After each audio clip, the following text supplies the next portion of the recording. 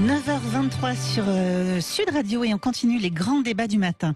Sur les abus sexuels dans l'Église, le 5 octobre dernier, le rapport Sauvé a été rendu public et il sera au cœur de la conférence des évêques de France à Lourdes qui débute aujourd'hui. Pour en parler avec nous, Jean de Saint-Chéron, directeur de cabinet du recteur de l'Institut catholique de Paris, auteur des Bons chrétiens. Il est également l'auteur de la tribune « L'Église a moins besoin de réformateurs que de saints » dans le Figaro du 1er novembre. Bonjour. Bonjour. Et merci d'être avec nous ce matin sur Sud Radio. On va revenir sur la tribune que vous avez publiée donc hier dans le Figaro avec cette maxime qui débute justement, qui commence vos propos. Quand on a bien travaillé, il est bon de se reposer. Vous pensez que l'Église a bien travaillé en commandant, en publiant aussi ce rapport Sauvé sur les abus sexuels, ou est-ce qu'il reste encore un long chemin à parcourir pour l'Église ?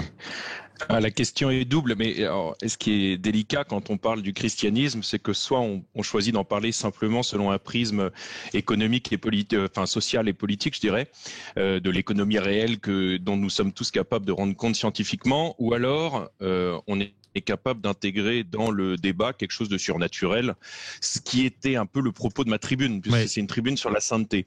Donc il y a quelque chose forcément qui nous échappe. Et alors, quand on a bien travaillé, il est bon de se reposer. Je faisais évidemment référence aux saints que l'Église fête le 1er novembre, même si plus grand monde ne connaît le sens de cette fête, qui sont les saints du ciel. En réalité, la théologie catholique nous apprend que les saints n'existent pas sur la terre, parce qu'on est tous pécheurs, mais que dans le ciel, une fois qu'on a été purifié, bref, et qu'on a bien travaillé, c'est-à-dire qu'on a essayé d'aimer, même si c'est difficile, on est dans la joie de Dieu pour toujours. Voilà ce que dit la théologie de l'Église. Alors, pour reprendre votre question et tenter d'y répondre, en tout cas, je pense qu'on peut se réjouir de l'effort de vérité qui a été fait par l'Église en commandant ce rapport. Il n'est jamais agréable de demander à faire un travail dont on peut prévoir tout de même, je pense que l'Église n'était pas aveugle, l'Église de France n'était pas aveugle en le faisant, dont on peut prévoir qu'il va salir notre image médiatique. On vit quand même si il y a cette dimension de surnaturel qui normalement est au cœur du christianisme, on a aussi une religion extrêmement incarnée, extrêmement réaliste, et on a conscience du fait que pour toucher les hommes, il faut d'une certaine manière témoigner par nos actes de ce que nous proclamons. Donc évidemment, il y a à la fois cette angoisse de renvoyer de l'Église une mauvaise image, ce qui a peut-être présidé, et même sans doute, à l'omerta très regrettable pendant des décennies dans l'Église de France autour de ce sujet. D'ailleurs, aussi bien du côté des clercs que des paroissiens. Le rapport pointe bien le fait également que les familles des victimes elles-mêmes, mais c'est effrayant quand on y pense, mais ne voulaient pas rentrer dans ce jeu qui aurait sali l'image de monsieur le curé ou qui aurait amoindri la confiance des uns et des autres. Ou n'osait pas l'imaginer. Comment ? N'osez pas l'imaginer d'une certaine façon aussi. Ne voulez pas y croire. Ou alors ne voulait pas y croire. Mais hélas, on sait qu'il y a aussi des cas de parents ou d'amis qui étaient, disons, qui avaient un degré de certitude quand même quant à l'horreur des faits produits et qui préféraient mettre la poussière sous le tapis ou essayer éventuellement de s'arranger avec la hiérarchie de l'Église en touchant un mot discret pour que le prêtre soit déplacé, comme on a vu, il y a eu des prêtres qui ont été déplacés, etc. Donc ces logiques sont évidemment abominables, mais ce dont j'ai essayé de rendre compte dans ma tribune d'hier dont vous parliez, et puis dans mon livre là dont vous parliez à l'ouverture, qui s'appelle Les Bons chrétiens, qui est un titre évidemment un peu ironique, parce que qui peut se prétendre bon chrétien ? Personne. Mais ce que j'ai essayé de pointer, c'est que cela n'est pas le christianisme. C'est-à-dire que ce qui est fait au nom du Christ, parce qu'hélas, il y a aussi beaucoup d'abus qui ont été faits au nom du Christ. C'est-à-dire qu'il y a des clercs qui ont profité de la foi très sincère et très pure de certains, sur des enfants comme sur des adultes d'ailleurs, pour les entraîner à des actes qui n'étaient là en réalité que pour flatter la recherche de plaisir du clerc intéressé. Donc c'est évidemment abominable, mais ça n'est pas le christianisme. Et en fait, c'est même l'inverse du christianisme. Et c'est de la manipulation mentale. Absolument. Mais du coup, je m'appuie beaucoup dans cette tribune sur une formule de Bernanos que j'aime énormément, qui est notre Église et l'Église des saints. Alors Bernanos, vous voyez, c'est il y a un siècle, mais déjà, il avait conscience du fait que quand il y avait de grands débats autour de l'Église, et autour en particulier du caractère peu reluisant de l'Église temporelle visible en certains de ses aspects, pas tous, parce qu'il y a aussi des choses absolument sublimes qui sont faites au nom de l'Église et dont on peut témoigner chaque jour. Enfin, le service des pauvres, pour prendre que cet exemple, dans l'Église catholique, c'est quand même quelque chose d'absolument gigantesque et qui recouvre toute la surface du globe et qui essaye de témoigner de l'amour de Dieu pour les hommes. Mais Bernanos avait quand même bien saisi le fait que il fallait sans cesse revenir à la source radicale du christianisme. C'est un terme qui est intéressant d'ailleurs, ce terme de radicalité que vous utilisez justement dans cette tribune, parce que c'est vrai que quand on l'associe à la religion en général en ce moment, ça va pas du tout bien ensemble. Et c'est vrai qu'on a du mal à l'envisager sur la religion catholique, ce terme cette radicalité-là. Pourtant, vous le dites, c'est très présent aux origines du christianisme. Alors non seulement c'est présent aux origines du christianisme, mais c'est présent, en fait, c'est ce qui traverse toute l'Église pour montrer quel est le visage de Dieu. En fait, la radicalité du christianisme, c'est la radicalité de l'amour. Ce que j'essaie de montrer, qu'en fait, tous les saints que nous célébrons le 1er novembre, que nous célébrions hier, mais que nous célébrons en réalité tous les jours de l'année, connus ou inconnus, sont des radicalités de l'amour au sens où ils ont vécu l'amour de l'autre jusqu'au bout, de manière surnaturelle. Henri Bergson, vous voyez, qui n'était pas chrétien, pourtant, dans les années, au tout début des années 30, il publie un livre qui s'appelle « Les deux sources de la morale et de la religion », et il rend compte du fait qu'il est stupéfait que la mystique chrétienne, que les saints du christianisme soient allés aussi loin dans l'amour de l'autre et en particulier dans l'amour des ennemis. Il dit, je veux bien que la religion, ce soit quelque chose qui explique nos rapports sociaux, qui soit venu du fait qu'on ait peur de mourir, alors on s'invente un au-delà, ou alors du fait qu'on ait besoin d'être dans des sociétés où on s'aime tous les uns les autres pour pas s'égorger chaque matin et s'entrevoler nos poules et nos récoltes de blé.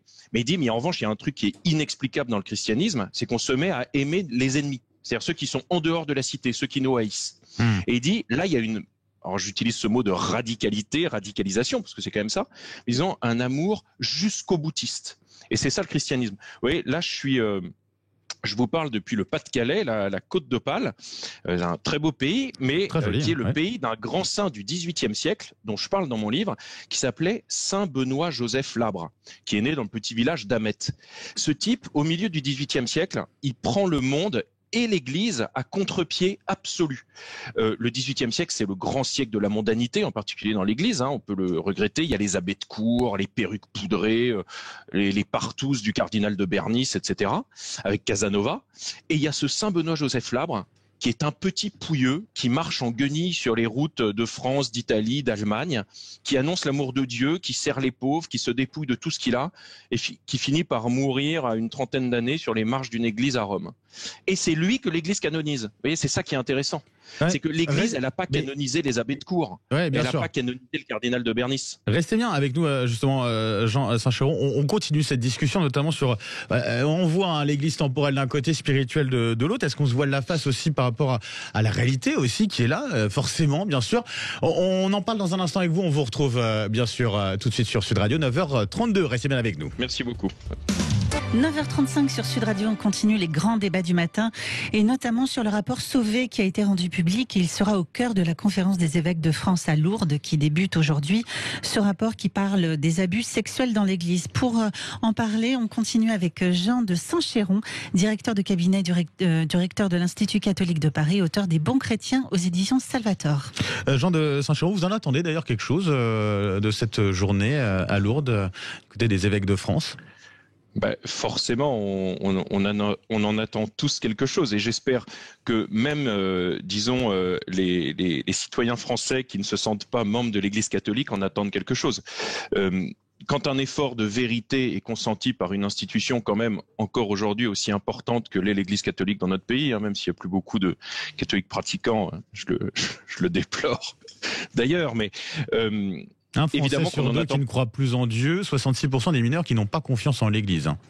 Ah non, mais c'est des chiffres absolument terrifiants. Et puis, vous pouvez ajouter à cela les chiffres du décrochage incroyable de la pratique. C'est en fait, d'un point de vue civilisationnel, on ne se rend pas compte qu'on a vécu depuis 40 ans un tournant qui transforme littéralement l'histoire sociale et politique de notre pays. C'est-à-dire qu'il y a encore, avant la Première Guerre mondiale... Vous parlez justement de l'Église spirituelle, mais est-ce que l'Église n'a pas intérêt justement à regarder ce qui se passe réellement, enfin, en tout cas dans le réel, et justement à mettre en place des réformes vraiment pour qu'on ait de nouveau confiance en elle? Parce que quand on parle de radicalité spirituelle, d'Église temporelle, c'est bien beau, effectivement, ça fait partie de cette religion-là, mais il y a aussi des décisions concrètes à prendre, forcément, pour éviter que des abus sexuels ne se reproduisent. Mais je pense que c'est ce qu'elle essaye de faire. En tout cas, je l'espère profondément. Vous me demandiez, est-ce que vous en attendez quelque chose? Quand je dis l'Église n'a pas besoin tant de réformateurs que de saints, vous voyez bien que c'est une formule un peu provocatrice, mais que je poursuis dans ma tribune en disant, car en réalité, la sainteté est la seule réformatrice crédible.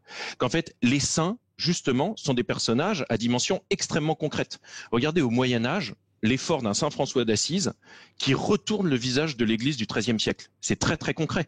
C'est-à-dire qu'il va voir le pape, il va même voir le sultan en Égypte, donc il a même une démarche politique. C'est-à-dire que ce sont des hommes et des femmes, les saints, qui ont entrepris des réformes absolument colossales dans l'histoire de l'Église, concrètement.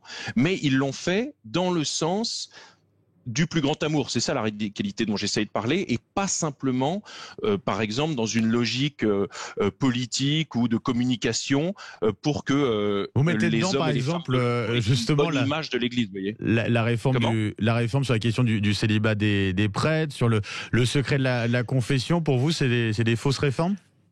Alors, le célibat des prêtres, le rapport Sauvé, quand même, pointe le fait que on ne peut pas associer obligation de célibat des prêtres avec les actes pédophiles qui ont été commis. Pourquoi ? Hélas, en toute logique, je pourrais dire, parce que l'immense majorité des abus sexuels sur mineurs en France ont lieu dans les familles. Donc, si vous voulez, malheureusement, le rapport Sauvé lui-même dit le problème n'est sans doute pas là, etc. Et en tout cas, rien de psychologique ne permet de l'asseoir. D'ailleurs, ce serait quand même avoir une piètre image de l'homme que de penser que parce qu'un homme à 20 ans ou 25 ans ou 30 ans s'est engagé par amour de l'Église et de Dieu au célibat, il va nécessairement être attiré par les petits garçons du caté. C'est sûr que c'est bien plus complexe. Sur la question de la confession. Évident.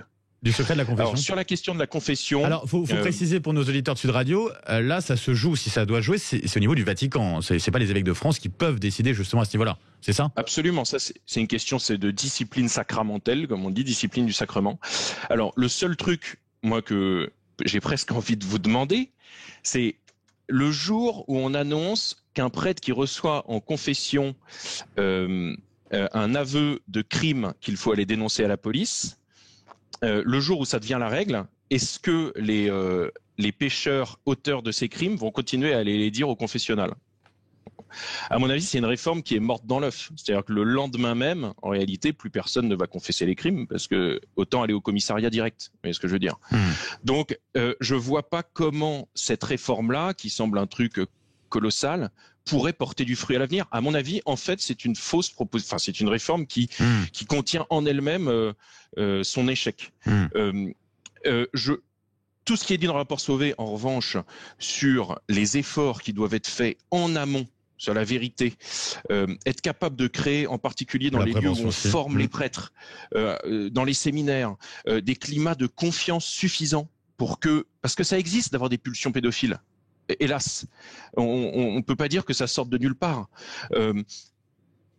Créer un climat de confiance suffisant ou aussi créer une vigilance suffisante des formateurs pour qu'ils soient capables d'aller peut-être voir celui dont on se dit je sais pas quoi. Enfin, c'est horrible parce qu'il faut pas non plus que ça crée un climat de suspicion, mais être capable de libérer la parole au point où ceux qui souffrent d'avoir ces pulsions-là, c'est capable d'aller dire à leur formateur, voilà, moi, je crois que je suis quand même attiré par des petits garçons et des petites filles. Qu'est-ce que j'en fais? Qu'est-ce que je fous? Et là, dans ce cas-là, ça me semble une mesure parmi d'autres, mais une mesure qui peut quand même essayer d'assainir le truc à la racine. Vous voyez. Et à noter donc pour le lire, le pape recevra quant à lui Jean-Marc Sauvé et les membres de la commission le 9 décembre prochain. Voilà, rendez-vous aussi à noter. Merci beaucoup Jean de Saint-Chéron. Merci d'avoir été avec nous ce matin sur Sud Radio. Je rappelle, vous êtes directeur de cabinet, directeur de l'Institut catholique de Paris, auteur des Bons chrétiens aux éditions Salvator. Vous êtes également l'auteur de la tribune L'Église a moins besoin de réformateurs que de saints. C'était dans le Figaro d'hier. Merci à vous. Bonne journée.